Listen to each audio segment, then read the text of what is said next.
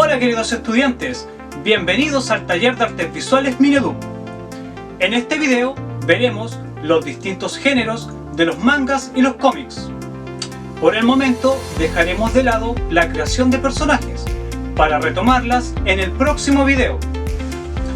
Por ahora nos adentraremos en la parte más teórica del taller. La idea es que tomemos como referentes algunas obras cumbres en sus distintos géneros para poder enfocar nuestro trabajo. Soy Lalo Pintor y les doy la bienvenida al taller tutorial de cómics y mangas. ¡Comencemos! El cómics es considerado como un producto cultural de la modernización industrial. Hacia finales del siglo XIX, tanto en Europa y Estados Unidos principalmente, los periódicos recurrían a diferentes incentivos para atraer mayor número de lectores. Esto, sumado a la modernización de los sistemas de impresión en Estados Unidos, permitió que a partir de 1893 se incluyera una página color en los suplementos dominicales. Fueron estas secuencias de imágenes consecutivas llamadas viñetas con sus personajes y la integración del texto en la imagen con los globos de diálogos que sentaron las bases del cómic actual.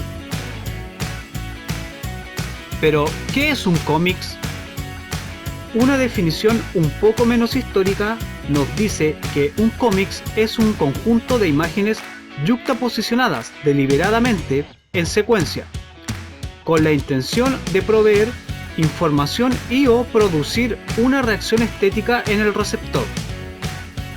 Aún así, esta definición es un poco amplia, porque si esto fuera así, por defecto, cualquier secuencia de imágenes que está tratando de contar una historia o contar un mensaje sería considerado como un cómics, ya sea diagrama, storyboard o fotogramas.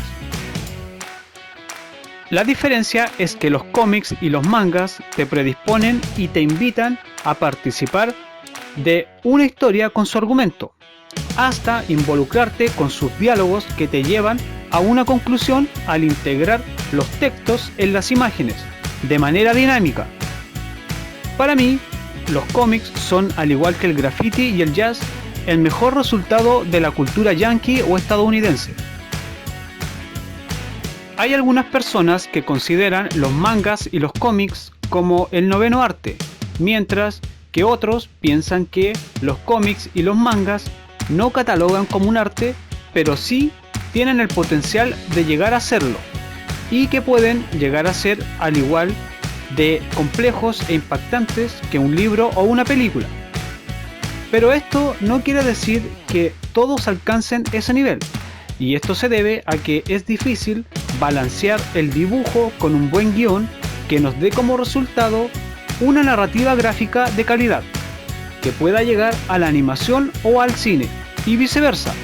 Así como hay cómics que no te dicen nada más allá de lo que muestra en su portada, también hay películas basadas en una historia de cómics que han sido un rotundo fracaso en el cine, como es el caso de Ghost Rider, El Vengador Fantasma o Linterna Verde. Lo que sí puedo asegurar es que los primeros spin-off y también los primeros crossover los generó el universo de los cómics y los mangas.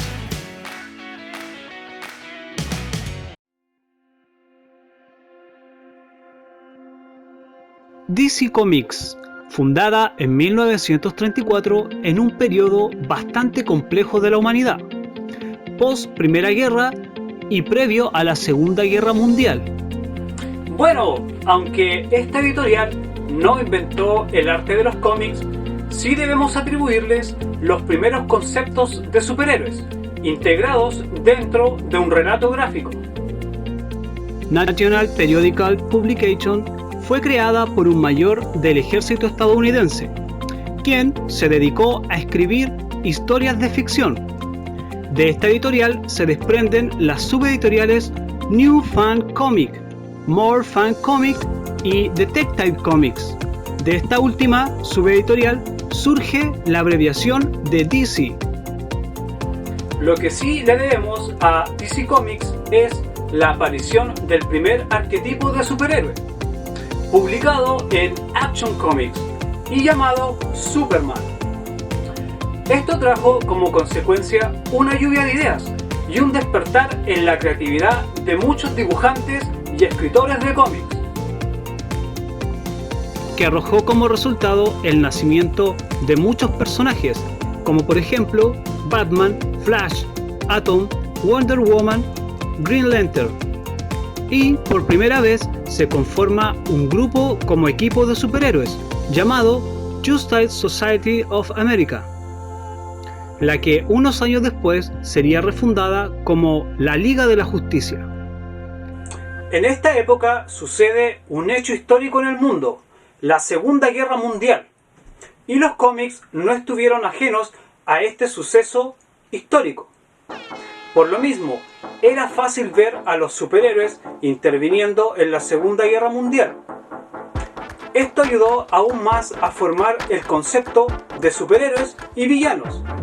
Pero lo que yo creo en realidad es que esto hizo ver a los superhéroes como salvadores del mundo, para hacer propaganda, fomentar y normalizar la idea de que Estados Unidos entrara en la Segunda Guerra Mundial. Hasta acá, todas las historias eran lineales y se resumían a atrapar a los villanos que perpetraban delitos de poca monta, con argumentos inconsistentes y que no tenían continuidad y coherencia. Es hasta mediados de la década de 1980 cuando DC Comics da un salto cuántico en los argumentos, guiones y dibujos de sus personajes, al plantear que un superhéroe se condice con un villano que coloca en una situación crítica al personaje principal o protagonista de la historia. Aún así, todo esto era muy estético y superficial, y a pesar de que existía un amplio espectro de armas y poderes, esto solo conseguía demostrar una supremacía por parte de los superhéroes, incluso una especie de estrellato o farándula. También podríamos decir que existía un grado de competencia entre ellos por concretar las misiones más imposibles. Pero es Alan Moore quien genera esta ruptura en el estándar de vida de los superhéroes y va un poco más allá. Al plantear que los superhéroes cometen errores, lloran, mueren, renuncian, se arrepienten, se enamoran, y que todo este cúmulo de emociones y sentimientos son reprimidos por una máscara y una doble personalidad, separada por la delgada línea de la identidad secreta. Pero ¿qué pasa cuando un superhéroe es golpeado en su núcleo interno o tiene que decidir entre salvar al mundo o su vida personal? Todas estas circunstancias pueden conducir a una persona a una crisis existencial. ¿O qué pasa si ya no les interesamos y deciden abandonarnos y no intervenir más para que los humanos puedan resolver sus propios problemas? O peor aún, ¿qué sucedería si los superhéroes perdieran sus poderes? Es normal pensar en que todas estas posibilidades caben dentro de un contexto en el que los superhéroes siempre están en un estado alto, donde siempre ganan y siempre triunfan. Y si no se experimenta el otro extremo, esto solo sería un estado de supremacía constante, donde no habría lugar para la compasión. En su novela gráfica, Watchmen, con su metáfora del reloj con el día del juicio final, Alan Moore le da un giro en 180 grados a los cómics y aterriza a los superhéroes en un contexto social donde la humanidad está hundida.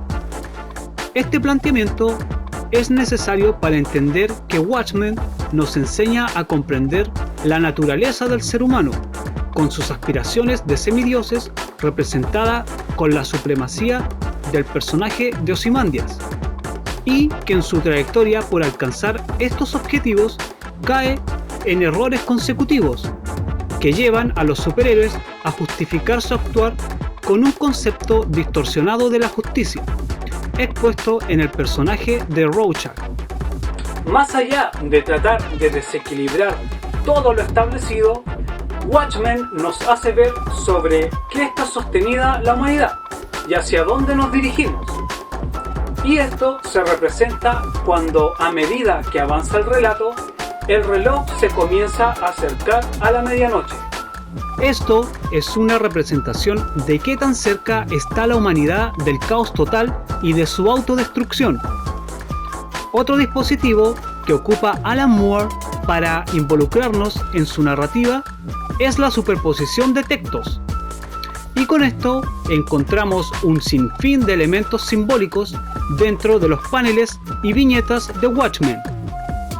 Pero me atrevería a decir que la obra más icónica de Alan Moore, por el impacto que ha causado en la sociedad hasta los días de hoy, es V for Vendetta y su personaje Anonymous.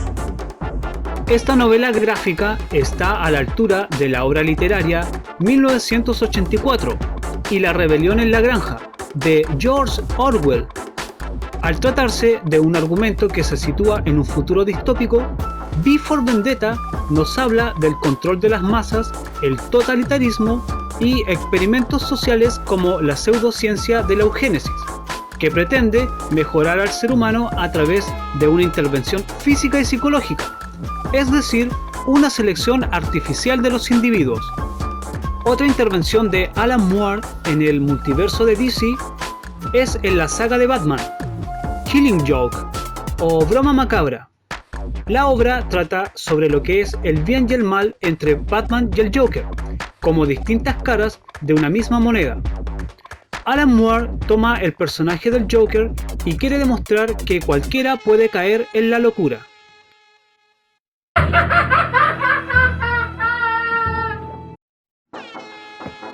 Por esta época se publican cómics como Batman Año 1, donde se esclarecen los orígenes del murciélago y el asesinato de sus padres. DC Comics opta por darle un cambio de imagen a Superman, uno de sus personajes más icónicos. También se publica Batman, Una muerte en la familia, donde a petición de los fans se sacrifica a Jason Todd, el segundo Robin. Pero todo esto sucede después que se estrena Crisis en Tierras Infinitas, que surge como una propuesta de los fans por arreglar y ordenar el multiverso de DC Comics. Y lo que ve la editorial es en tratar de mantener cautivo a su público que dejó de ser niño y ahora tienen 20 o 30 años. Crisis en Tierras Infinitas es uno de los primeros crossover del universo de los cómics, logrando resetear el multiverso de DC, y hace una retrospectiva de sus personajes principales. Un ejemplo de esto es Batman Asylum Arkham, una historia en la que el Joker pone en tela de juicio la estabilidad emocional y psicológica de Batman. Esta historia fue escrita en 1989 por el guionista Grant Morrison, conocido por su narrativa no lineal y sus inclinaciones por tratar temáticas contraculturales. De alguna manera, esto iría marcando la tendencia de la narrativa de DC Comics. En esta época, DC Comics, preocupados por el cambio generacional en sus lectores, aloja al futuro sello Vértigo, quien les proporciona personajes e historias como Sandman, escrita por Neil Gaiman, Animal Man, de Grant Morrison, Hellblazer, de Jamie Delano, entre otros. Esta iniciativa, al tratar de satisfacer a un público adulto con una capacidad de comprensión más amplia, tuvo como consecuencia los primeros comic book. Hacia la década de los años 90, DC Comics nos brinda historias con argumentos bastante sólidos y se puede apreciar una evolución en sus personajes. La primera mitad de esta década está marcada por sucesos y eventos que hicieron replantear el multiverso de DC una vez más. Pero esta vez quedaba la sensación de que DC Comics quería satisfacer a sus lectores, ya que la editorial estaba dispuesta a sacrificar a sus personajes más icónicos, que son casi la imagen corporativa de DC Comics. Es el caso de la muerte de Superman en manos de Doomsday. Quizás este fue un intento de sacar a Superman del estancamiento y darle una imagen nueva a un personaje que claramente se había quedado con la apariencia de un tipo correcto en su actuar, como grandulón y bonachón, al que Guy Gardner casi siempre lo tomaba en broma por su inocencia, pero que era considerado como el líder innato de la Liga de la Justicia. Esta tragedia sucede en el momento en el que los integrantes de la Liga de la Justicia más dependían de Superman, y por lo mismo se vuelve un personaje indispensable. Doomsday, un alienígena que se escapa de una prisión galáctica, llega a la Tierra, arrasando con todo, incluyendo a la mayoría de los integrantes de la Liga de la Justicia. Esto es una verdadera masacre y una situación que se le comienza a escapar de las manos a Superman, que termina con los dos rivales golpeándose al mismo tiempo, en una especie de knockout, dando muerte a ambos, y así el Hombre de Acero, en un acto de heroísmo, muere, pero para luego retornar con una apariencia más moderna. Paralelo a esto sucede la caída, la cruzada y el duelo de murciélagos. Todo comienza cuando Bane decide ir a encontrarse con su destino, un murciélago gigante que lo acecha y lo atormenta en sus sueños.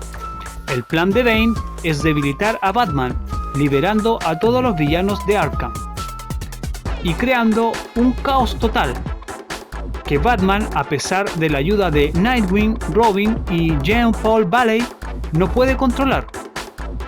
Esta situación termina por consumir las energías de Batman. En ese momento, Bane irrumpe en la mansión Wayne y le da el golpe de gracia a Batman, quebrándole la espalda, dejándolo parapléjico y arrojándolo a la calle. Esto marca la caída del murciélago. En estas condiciones, Jean-Paul Valley asume el manto de Batman, derrotando a Bane con nuevos medios de combate. La Cruzada del Murciélago relata el viaje de Bruce Wayne por el mundo en busca de recuperarse de su lesión, mientras Jean-Paul Valley supuestamente cuida de Ciudad Gótica, con prácticas y tendencias de un psicópata, perturbado por alucinaciones de Azrael, su viejo destino. Se inclina cada vez más por la violencia, lo que obliga a Bruce Wayne a recuperar su salud y por sobre todo el derecho a ser Batman nuevamente, lo que lleva a ambos personajes a un duelo de murciélagos. Quizás una de las historias más fantásticas y sobredimensionadas del multiverso de DC Comics y que expone la metáfora de la voluntad de poder es la saga de Green Lantern, Linterna Verde, uno de los cómics de DC más denso en cuanto a mitología y cantidad de personajes se refiere. Los Green Lantern Corps fueron creados por los Guardianes del Universo. Los Linterna Verde se caracterizan por sintetizar su poder ilimitado en un anillo de poder, con la capacidad de crear constructos y manifestaciones de luz sólida, capaces de hacerle frente a una supernova y agujeros negros. Pero el único inconveniente es que esta energía ilimitada es a base de una fuente de energía temporal, como una batería. Y quizás este sea el origen de la decadencia de los Linterna Verde, cuando Hal Jordan, furioso por la destrucción de su ciudad natal y al ver el comportamiento frío de los Guardianes del Universo, cae en la demencia y ataca Oa, el planeta de los Green Lantern, para poder usar la batería central de poder. En su camino destruye a los Linterna Verdes que se oponen a su objetivo y toma sus anillos. Por último, lucha con Siniestro y lo derrota. Todo esto termina en un completo desastre cuando Hal Jordan se alimenta de la batería central de poder y se convierte en Parallax para corregir el universo. Pero no cabe duda que los crossover vendían. Desde Crisis en Tierras Infinitas, que fue un hito en este género, Pánico en el Cielo, que no fue tan popular porque más que un crossover apareció un desfile de superhéroes con sus trajes.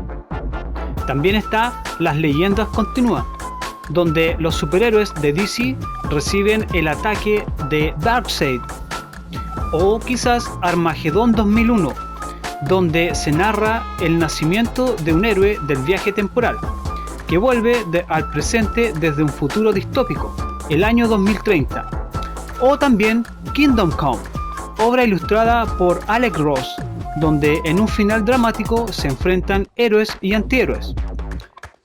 Pero para hablar de crossover es necesario mencionar los equipos de superhéroes, como la Liga de la Justicia, Legión y los Nuevos Titanes.